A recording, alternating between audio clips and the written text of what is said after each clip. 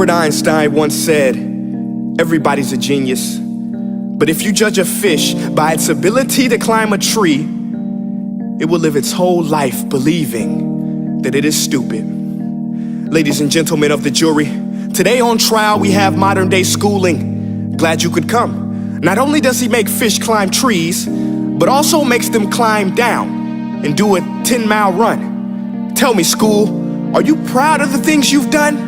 Turning millions of people into robots, do you find that fun? Do you realize how many kids relate to that fish? Swimming upstream in class, never finding their gifts, thinking they are stupid, believing they are useless? Well, the time has come, no more excuses. I call school to the stand and accuse him of killing creativity, individuality, and being intellectually abusive. He's an ancient institution that has outlived his usage. So, Your Honor, this concludes my opening statement, and if I may present the evidence of my case, I will prove it. Proceed. Exhibit A. Here's a modern day phone. Recognize it? Here's a phone from 150 years ago. Big difference, right? Stay with me. Here's a car from today, and here's a car from 150 years ago. Big difference, right? Well, get this. Here's a classroom of today, and here's a class we used 150 years ago. Now ain't that a shame? In literally more than a century, nothing has changed. Yet you claim to prepare students for the future? But with evidence like that, I must ask, do you prepare students for the future or the past?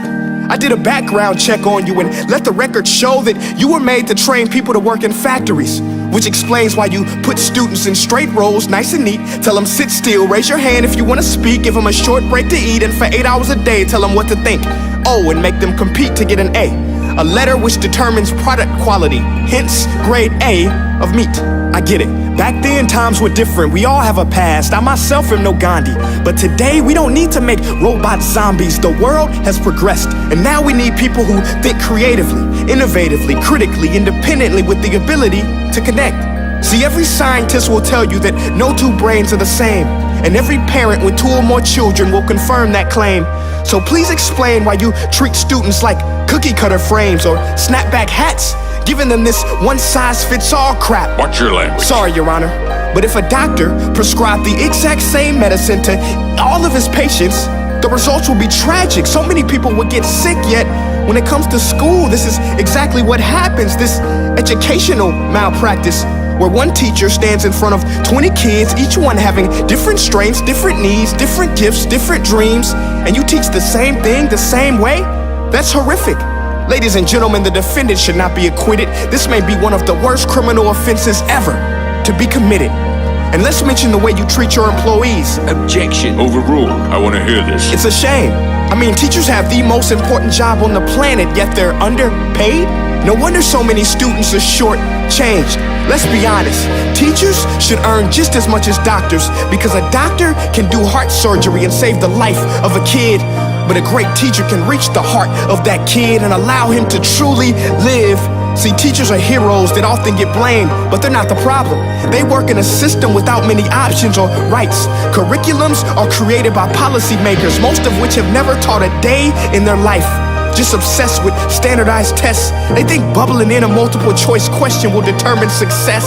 That's outlandish. In fact, these tests are too crude to be used and should be abandoned, but don't take my word for it. Take Frederick J. Kelly, the man who invented standardized testing, who said, and I quote, "These tests are too crude to be used and should be abandoned." Ladies and gentlemen of the jury, if we continue down this road, the results will be lethal. I don't have much faith in school, but I do have faith in people. And if we can customize healthcare, cars, and Facebook pages, then it is our duty to do the same for education, to upgrade it, change it, do away with school spirit, because that's useless. Unless we're working to bring the spirit out of each and every student, that should be our task. No more Common Core. Instead, let's reach the core of every heart in every class. Sure, math is important, but no more than art or dance. Let's give every gift an equal chance. I know this sounds like a dream, but countries like Finland are doing impressive things. They have shorter school days, teachers make a decent wage, homework is non-existent, and they focus on collaboration instead of competition. But here's the kicker, boys and girls. Their educational system outperforms every other country in the world. Other places like Singapore are succeeding rapidly. Schools like Montessori, programs like Khan Academy, there is no single solution. But let's get moving, because while students may be 20% of our population, they are 100% of our future. So let's attend to their dreams, and there's no telling what we can achieve. This is a world in which I believe, a world where fish are no longer forced to climb trees. I rest my case.